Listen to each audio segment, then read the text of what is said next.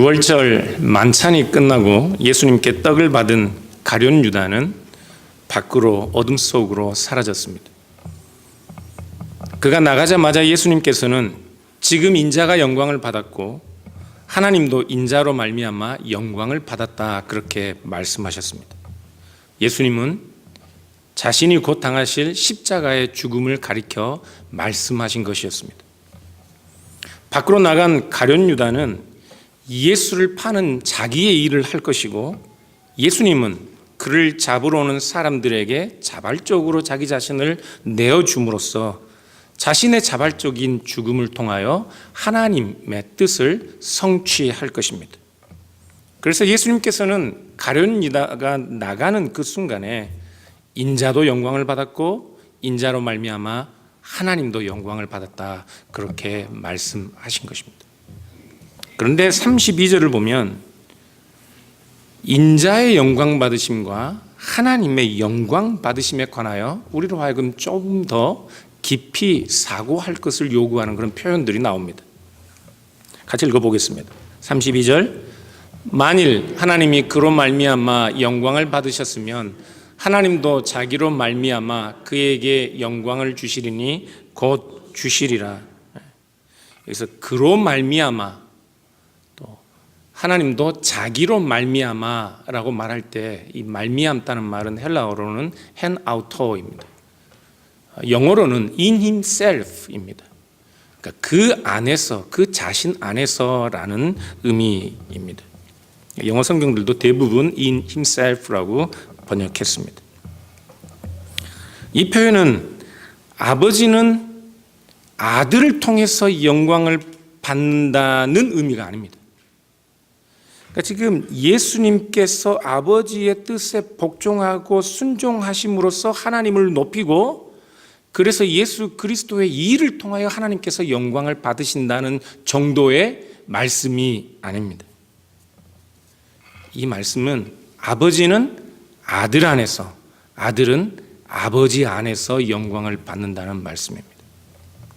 이 말씀은 아버지와 아들의 신비한 존재의 그 신비한 관계를 함축하고 있는 표현입니다. 여러분, 우리는 부활에 관하여 제가 설교하는 중에 고린도전서 15장 17절에서 예수 그리스도께서 부활하지 않으셨으면 우리의 죄사함도 없다라는 그 말씀이 전제하는 것이 무엇인지 잘 알고 있습니다.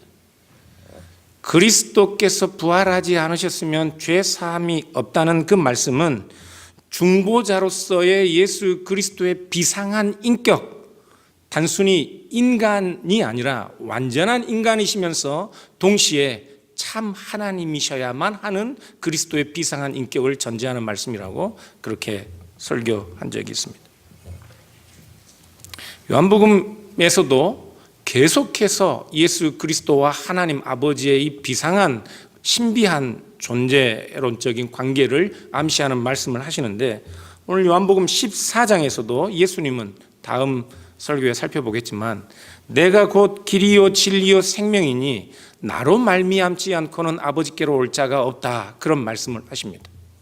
그런데 그 말씀을 듣고 있던 빌립, 예수님의 제자 중에 빌립이 예수님으로 말미암지 않고는 아버지께로 갈 자가 없다고 하니까, 예수님이 그 길이시니까 그러면 그 길을 통해 아버지가 우리에게 오시든지 우리를 데리고 그 길을 통해 아버지에게 가시든지 어쨌거나 아버지를 좀 보여주십시오, 그렇게 예수님께 요청합니다. 그때 예수님께서 이렇게 말씀하시죠. 빌립아, 내가 이렇게 오래 너희와 함께 있으되 내가 나를 알지 못하느냐? 나를 본 자는 아버지를 보았거늘 어찌하여 아버지를 보이라 하느냐? 무슨 말씀입니까? 나를 본 자는 아버지를 보았다. 이 말씀은 그 당시의 유대인들에게는 상상할 수 없는 말입니다. 그건 돌에 맞을 말씀인 거예요. 그건 신성모독과 같은 말씀입니다. 예수님은 나를 본 자는 아버지를 이미 보았다고 말씀하시며 예수님 자기 자신과 아버지와의, 하나님과의 특별한 존재론적 관계를 말씀하고 계신데, 칼빈 신학교에서 가르치는 게리 버지라는 교수는 이 말씀 안에서 삼위일체 하나님에 대한 중요한 암시를 미리 벌써 발견할 수 있다, 그렇게 주석을 답니다. 제가 읽어보겠습니다. 예수는 단지 자신이 아버지와 어떤 기능상의 동질성을 갖고 있다고 주장하는 것이 아니다. 그는 단지 자신이 하는 일은 아버지께서 하시는 일이며 그렇기 때문에 자신의 일에 참여하는 것은 곧 아버지의 일에 참여하는 것이라고 말씀하고 있는 것이 아니다. 그렇지 않다. 예수는 그 이상의 말씀을 하고 계시다. 그의 인격 안에 상주하고 있는 것은 아버지의 생명의 어떤 측면, 성삼위 하나님의 신성을 가리키고 있습니다. 신적인 실체의 어떤 특징으로서 그것이 그를 독특하게 만든다. 예수 그리스도를. 교회 안에 많은 이들은 삼위일체에 대한 논의를 불분명하고 혼란스러운 것으로 생각하지만 이건 요한복음 14장. 그래서 우리는 하나님에 대한 묘사 속에 암시되어 있는 삼위일체 사상의 기본적 요소들을 놓칠 수 없다. 그렇게 오늘 우리가 읽은 성경 본문을 주석하고 있습니다. 아버지가 아들 안에서, 아버지가 자기 자신 안에서 영광을 받으시고 또 아들을 영광스럽게 하신다는 그 말씀은 예수 그리스도께서 자신이 성취하실 일을 통하여 예전에는 없던 자신의 영광을 얻게 된다는 그런 의미가 아니라 오래전부터, 영원 전부터 예수 그리스도가 아버지 안에서 함께 가지고 계셨던 그 영광을 다시 회복하신다는 말씀입니다. 빌립보서 2장 6절에 이런 말씀을 하시죠. 그는 근본 하나님의 본체이시나, 그는 근본 하나님의 본체이셨기 때문에 창세 전부터 하나님 안에서 영원한 영광에 참여하셨던 그분께서 자기를 비우시고 종의 형상을 입으셨는데 이제 창세 전에 아버지와 함께 가지셨던 그 아들의 본래 영광으로 다시 돌아가신다 말씀하는 것이라고요. 그래서 요한복음 17장 5절에서 우리 주님은 이렇게 기도하십니다. 아버지여, 창세 전에 내가 아버지와 함께 가졌던 영화로서, 창세 전부터, 영원 전부터 내가 아버지 안에서 아버지와 함께 누렸던 그 영화로서 지금도 아버지와 함께 나를 영화롭게 하소서 하고 기도하셨습니다. 여러분, 사실 우리의 모든 신앙 고백은 여러분들이 인지하건 인지하지 못하건 다 삼위일체적입니다. 우리가 삼위일체에 대한 교리를 바르게 알지 못하고 있다 하더라도 여러분의 모든 신앙 고백의 내용들은 다 삼위일체적입니다. 우리는 기도할 때 예수 그리스도의 이름으로 성령 안에서 아버지께 기도합니다. 그렇죠? 그렇게 기도 안 하는 분 계셔요? 자기 이름으로 기도하시는 분 안 계시죠? 우리는 예수 그리스도의 죄사함의 피를 믿습니다. 예수 그리스도의 대속의 사역을 통하여 우리의 죄를 용서하시는 분은 아버지 하나님이십니다. 예수 그리스도는 그 아버지의 뜻에 순종하셨습니다. 그러니까 우리가 삼위일체 하나님에 대한 제대로 된 지식을 가지고 있건 그렇지 않건 우리의 신앙 고백의 모든 내용들은 삼위일체적입니다. 아버지와 아들을 통하여 하나님께서 우리를 저 영원한 죄와 형벌에서 구원하셨다는 그 일은 우리에게 오신 성령께서 우리로 하여금 그 사실을 믿게 하십니다. 모든 신앙 고백의 내용들이, 표현들이 삼위일체적입니다. 우리는 세례를 받을 때 아버지와 아들과 성령의 이름으로 세례를 받습니다. 그런데 오늘날 우리는 삼위일체 하나님에 대한 이해와 지식도 부족할 뿐만 아니라 삼위일체 하나님을 잘 알지 못하고 믿지 못함으로써 우리 신앙의 총체적인 어떤 자기 모순적인 상황에 빠져 있습니다. 우리는 하나님을 삼위일체로 알려고 노력하지 않습니다. 성경 말씀이 오늘 우리에게 아버지와 아들의 영원한 신비한 관계를 서술하고 묘사하고 있어도 이 관계의 신비에 대하여 우리는 묵상하지 않습니다.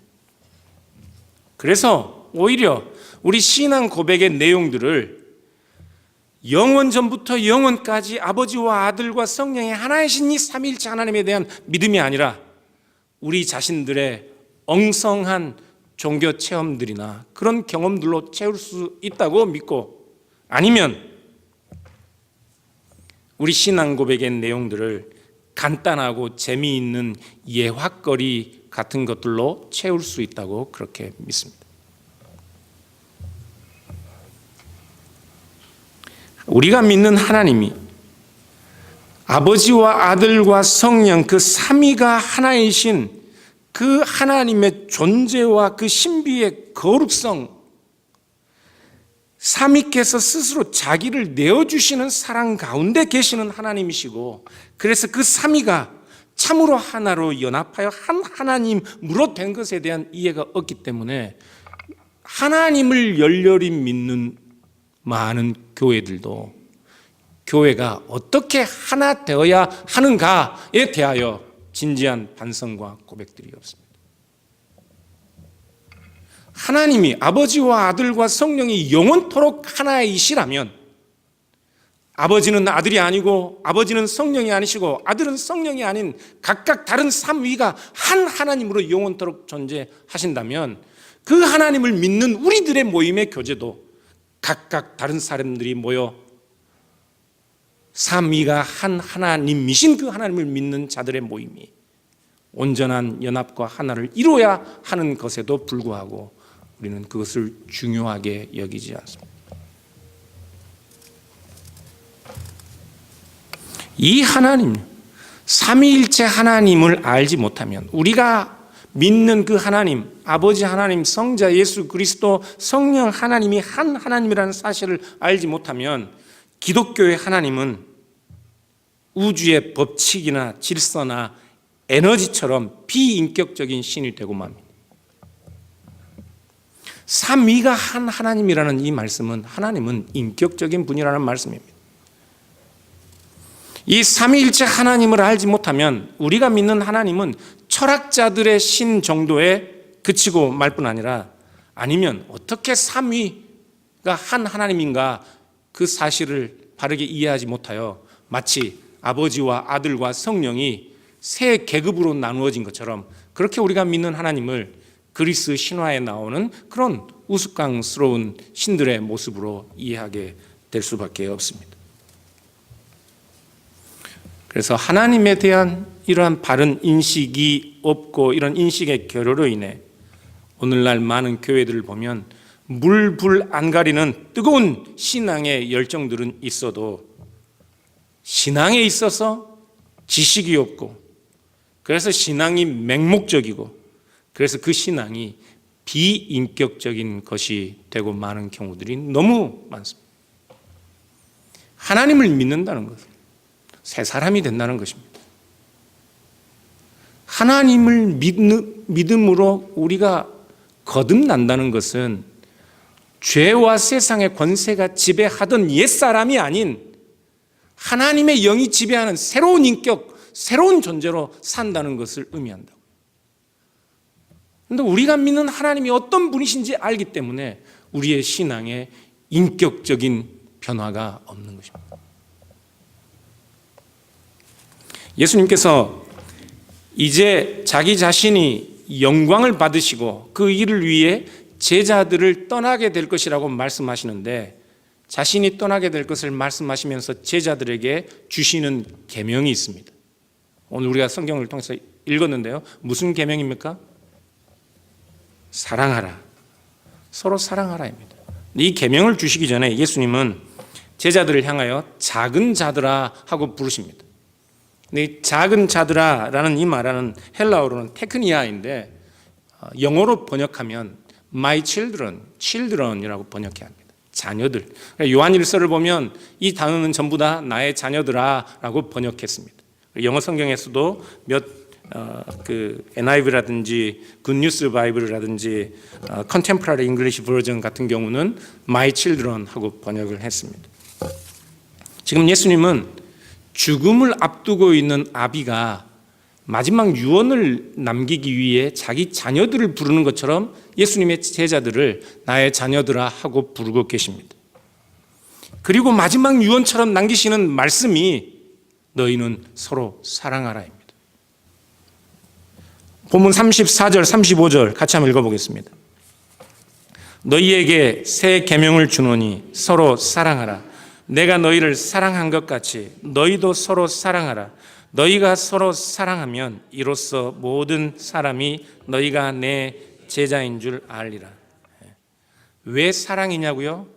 하나님이 사랑이시니까요. 삼위가 한 하나님으로 영원토록 존재하신다는 것을 설명할 수 있는 가장 적절한 단어는 하나님은 사랑이라입니다. 그래서 요한일서 4장 7절에서는 이 요한사도, 요한복음을 기록한 요한사도가 요한 서신도 같이 기록했는데 거기서는 사랑하는 자들아 우리가 서로 사랑하자. 사랑은 하나님께 속한 것이니 사랑하는 자마다 하나님으로부터 나서 하나님을 알고 사랑하지 아니하는 자는 하나님을 알지 못하나니 이는 하나님은 사랑이심이라. 하나님이 사랑이심을 설명하면서 요한사도는 하나님이 어떤 존재인지를 계속해서 설명합니다. 9절을 보면 하나님의 사랑이 우리에게 이렇게 나타난 바 되었으니 하나님이 자기의 독생자를 성부께서 자기의 독생자를 세상에 보내심은 그로 말미암아 우리를 살리려 하심이라. 그리고 13절을 보면 그의 성령을 우리에게 주심으로 우리가 그 안에 거하고 그가 우리 안에 거하는 줄을 아느니라. 하나님이 사랑이심을 설명하면서 요한사도는 아버지와 아들과 성령이 한 하나님이신 삼위일체의 존재의 신비를 가지고 설명하고 있다고.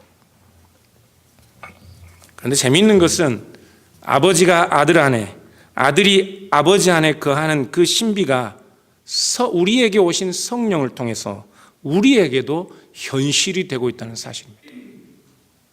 요한사도는 이렇게 설명합니다. 같이 읽어보겠습니다. 시작. 하나님이 우리를 사랑하시는 사랑을 알고 믿었노니 하나님은 사랑이시라. 사랑 안에 거하는 자는 하나님 안에 거하고 하나님도 그의 안에 거하느니라. 어떻게 나타나고 있다고요? 사랑 안에 거하는 것입니다. 사랑 안에 거하는 것입니다. 하나님이라는 존재가 아버지와 아들과 성령이 영원토록 하나이신 분이신 것은 그분이 사랑이시기 때문에 스스로가 자기를 내어주시고 서로를 용납하시는 그 사랑 안에서 영원토록 한 하나님으로 계신 것처럼 성령 안에서 우리가 하나님 안에 있고 하나님 우리 안에 있다는 것도 우리가 바로 그 하나님의 사랑 안에 거하는 것을 의미한다. 그런데 사랑하는 여러분, 이 하나님을 믿으면서 왜 그 사랑을 게을리하십니까? 왜 그 사랑을 게을리하시냐고. 요한사도는 오늘 요한복음 13장 34절 35절에 예수님께서 말씀하신 너희에게 새 계명을 주노라, 그 새 계명을 염두에 두고 그 예수님의 유언 같은 당부를 생각하시면서 요한일서 4장에서 이렇게 말씀합니다. 21절에 우리가 이 계명을 주께 받았으니 하나님을 사랑하는 자는 또한 그 형제를 사랑할지니라. 사랑은 감정이 아닙니다. 사랑은 끝없이 우리 자신들을 다른 대상에게 내어주는 것입니다. 그것이 사랑입니다. 사랑하는 여러분, 사랑하십시오. 그것이 우리가 삼위일체 하나님을 믿는 우리 신앙 고백에 합당한 도리입니다. 삼위일체 하나님에 대한 교리를 알건 모르건 우리 신앙 고백의 모든 내용들은 삼위일체적입니다. 그렇기 때문에 우리의 모든 신앙 고백의 내용들을 가지고 우리가 바른 삶을 산다는 것은 결국은 우리가 사랑 안에 거하는 것일 수밖에 없다고요. 사랑하십시오. 사랑하십시오. 미움은 다툼을 일으켜도 사랑은 모든 허물을 가린다고 잠언 10장 12절에 말씀하고 있습니다. 골로새 3장 14절은 우리의 모든 행위들 위에 오직 사랑을 더하라고 말씀하고 있습니다. 사랑만이 우리의 모든 종교적인 행위를 온전하게 매는 띠일 수 있습니다. 주님께서 자녀들을 부르듯이 제자들을 부르시고 마지막 유언을 남기듯이 제자들에게 말씀하시자 제자들은 불안해졌습니다. 제자들은 혼란스러워서 심한 근심에 빠지게 되었습니다. 그들은 수년간 예수님을 따랐는데 예수님을 따르면서 이제 예수님을 따르고 예수님이 행하시던 그 모든 일들의 마지막 성공을 눈앞에 두고 있는 것으로 그렇게 기대했습니다. 예수님과 함께 이스라엘이 맛보게 될 정치적, 경제적, 사회적 완성과 민족의 해방을 그들은 이제 며칠 후에 맛보게 될 것으로 기대하고 있었습니다.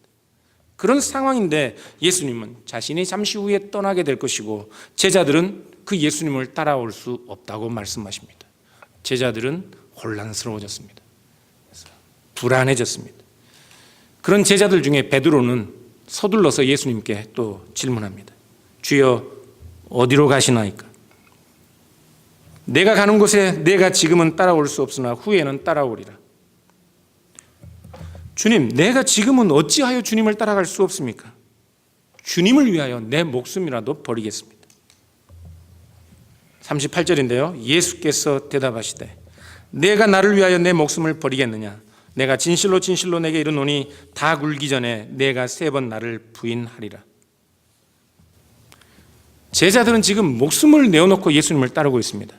그런데 그런 제자들에게 예수님은 그런 제자들이 자기 목숨을 내어놓고 따르는 그 제자들이 예수님을 모른다 부인하게 되는 그런 상황들이 곧 오게 될 것이라고 말씀하고 있어요.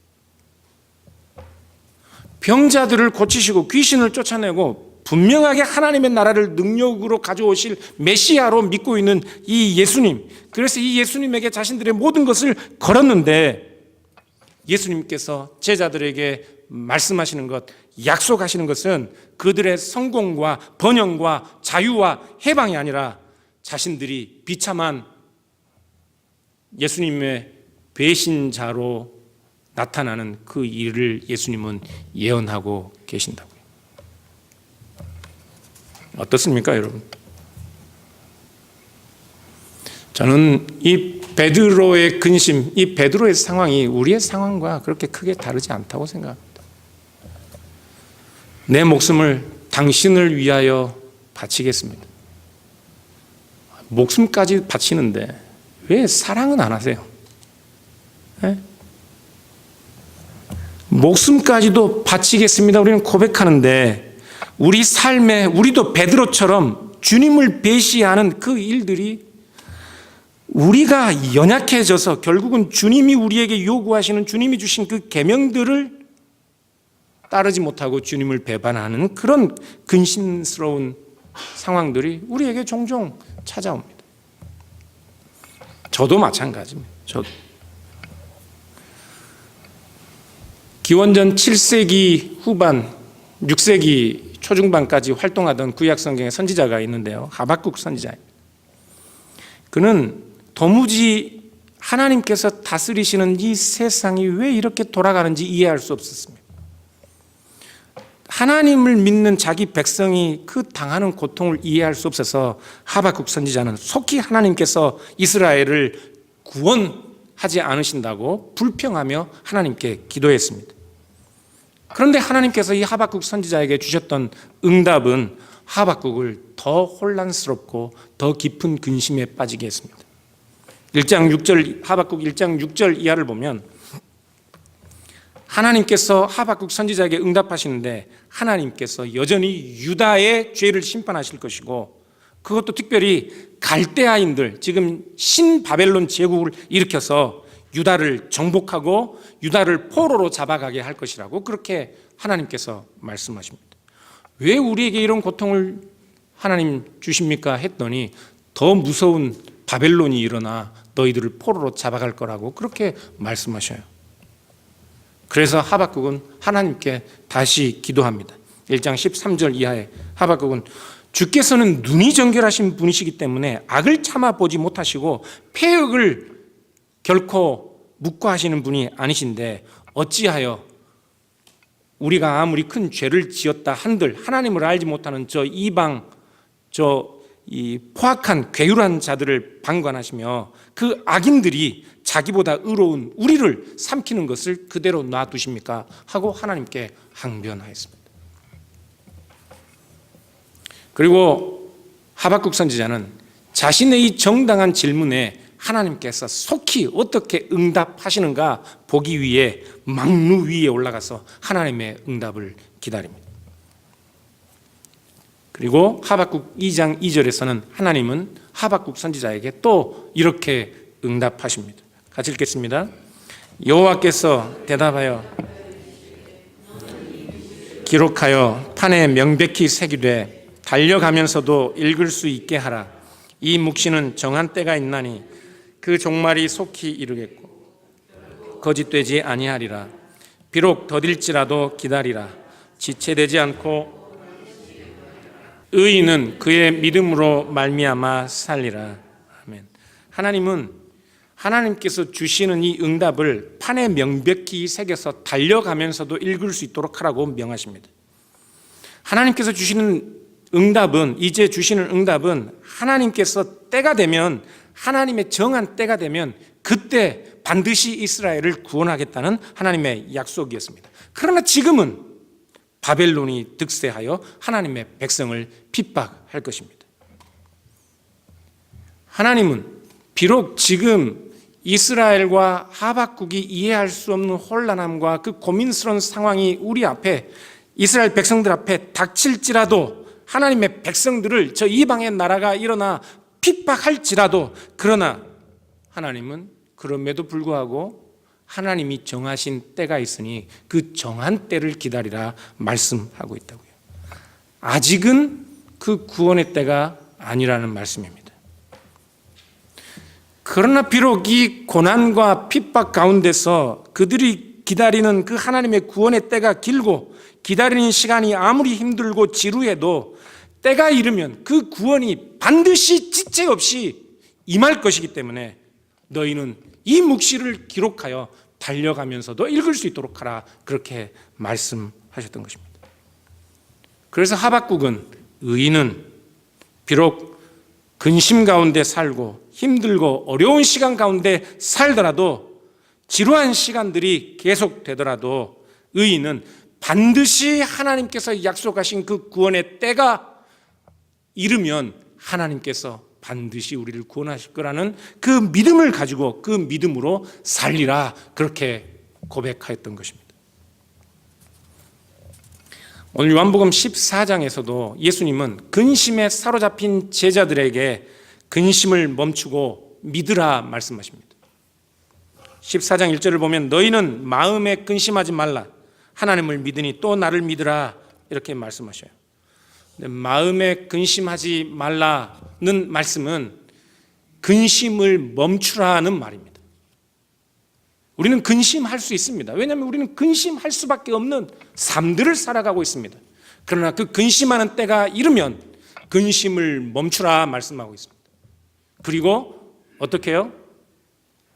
하나님을 믿으라 말씀하고 있어요. 예수님은 계속해서 하나님을 믿으니 또 나를 믿으라 말씀하십니다. 여러분, 우리는 하나님을 믿을 수 있어요. 하나님은 쉽게 믿을 수 있습니다. 세상 많은 사람들이 하나님을 믿어요. 신이 존재한다는 걸 믿습니다. 교회 안 나오는 많은 사람들도 하나님을 쉽게 믿어요. 그러나 그리스도를 믿는 것은 쉬운 일이 아닙니다. 하나님을 믿는 것은 어렵지 않지만 지금 이 제자들에게 예수님을 믿는 것은 어려운 일입니다. 왜냐하면 예수님은 이제 곧 유대인들이 예수님을 잡아가면 예수님은 심각한 곤혹을 치르게 되고 결국은 십자가에 못 박혀 죽임을 당하게 될 것입니다. 그 예수를 보고 하나님이 그와 함께 계시고 그를 통해 일하신다는 것, 믿기 어려운 일입니다. 예수님은 제자들에게 너희가 하나님을 믿는다면 나를 믿으라, 이 말은 나를 계속해서 믿으라, 이 말입니다. 예수님을 믿을 수 없는 그 상황에서도 예수님을 믿는 그 일을 포기하지 말고 계속 믿으라는 말씀입니다. 내가 법정으로 끌려다니고 침뱉음을 당하고 통치자들에게 형을 선고받고 십자가에 죽게 되어도 내가 창세 전부터 하나님 안에서 함께 영광을 가졌던 하나님의 아들인 것을 계속해서 믿으라 말씀하고 계신다.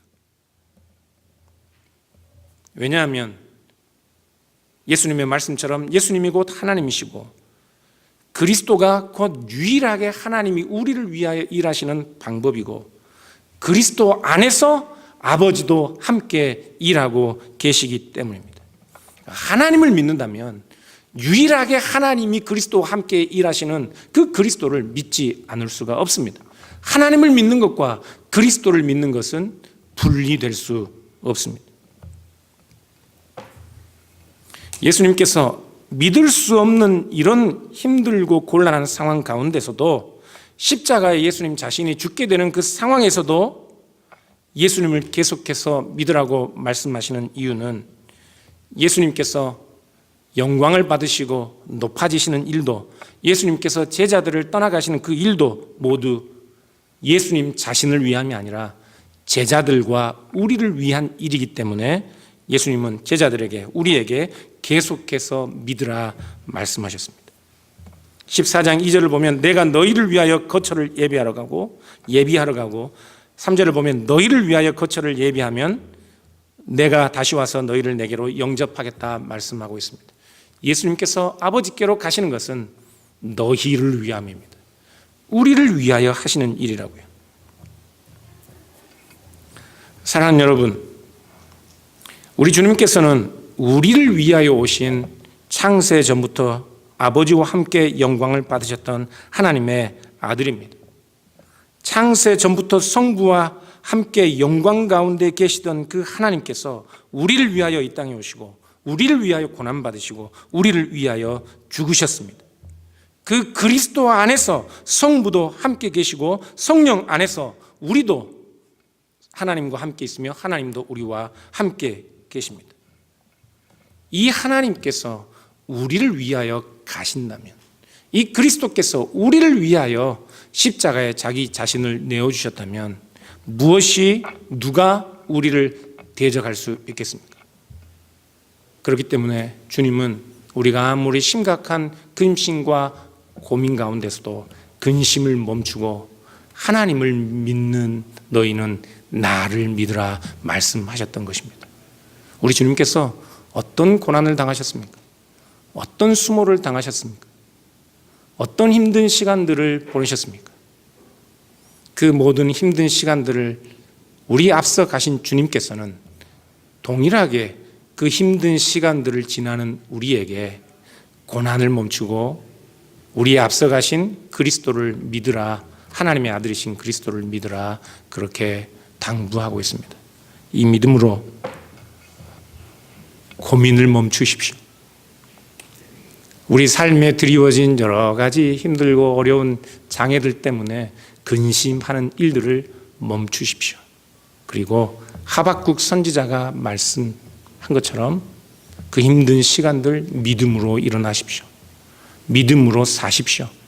그리고 아버지와 아들과 성령이 영원한 사랑 가운데 온전히 하나 되신 것처럼 그 믿음으로 이 사랑을 나타내십시오.